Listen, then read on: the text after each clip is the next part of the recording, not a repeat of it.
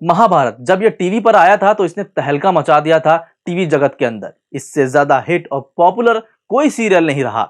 महाभारत का जब भी वक्त होता था तो हम सब अपने बचपन में टीवी के आगे बैठ जाते थे और महाभारत का मजा लेते थे। बड़ा मजा आता था महाभारत को देखने में, महाभारत की कहानियां जानने में।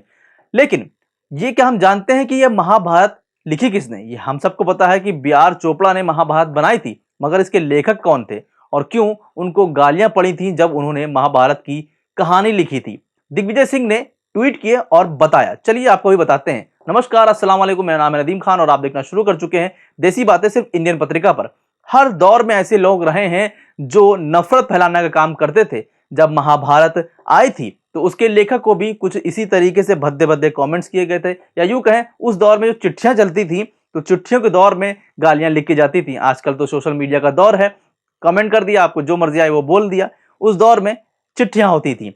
इसका जरिया डॉक्टर राही मासूम, ये वो शख्स थे जिन्होंने महाभारत की कहानी लिखी। डॉक्टर राही मासूम रजा ने पहले तो स्क्रिप्ट लिखने से मना किया था, बाद में फिर लिखी भी थी। चलिए पूरी कहानी बताते हैं आपको। दिग्विजय सिंह ने आज ट्वीट किए और इसके बारे में पूरी डिटेल से बताया।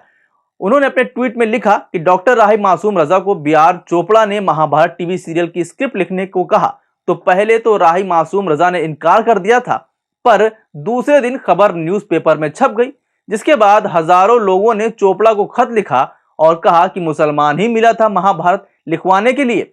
चोपड़ा ने ये सारे खत मासूम रजा को भिजवा दीजिए, और जब उन्होंने पढ़ा सारे खत देखने के बाद राही मासूम रजा ने चोपड़ा से कहा, अब मैं ही लिखूंगा महाभारत क्योंकि मैं गंगा पुत्र हूं।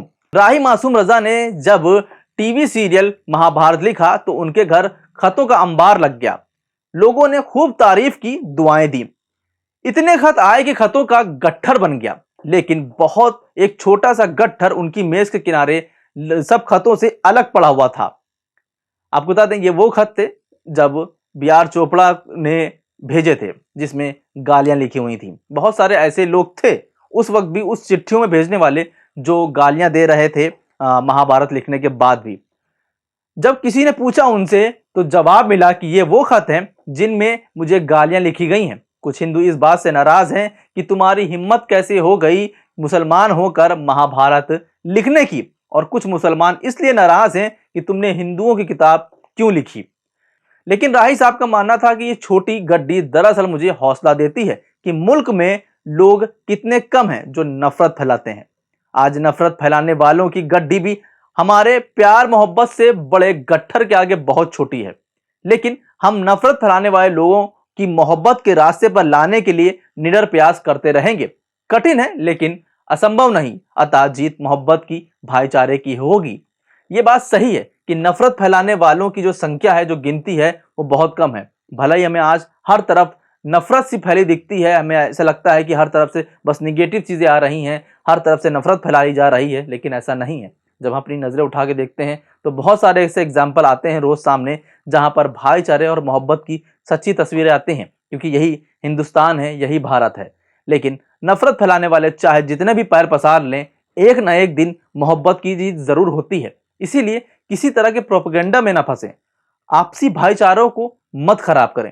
ये बात सच है कि किसी भी चीज को लेकर, चाहे वो कोई नेता हो, चाहे वो कोई बात हो, सबके बीच मतभेद हो सकते हैं, लेकिन उन मतभेदों को आप मनभेद में मत बदलिए, क्योंकि मतभेद हर चीज के पीछे अलग अलग होने की वाजिब वजह होती है। तो इसीलिए वो मतभेद कभी मनभेद में नहीं बदलने चाहिए। फिलहाल आपका क्या कहना है इस पूरी खबर पर, हमें कमेंट करके जरूर बताइए। बाकी देखते रहिए इंडियन पत्रिका। ऐसी खबरों को देखने के लिए चैनल को सब्सक्राइब कर लें, नोटिफिकेशन बेल जरूर ऑन कर लें, ताकि हम आप तक देश की वो सच्ची और सही खबरें पहुंचाते रहें। अभी के लिए बस इतना ही। नमस्कार, खुदा हाफिज, जय हिंद।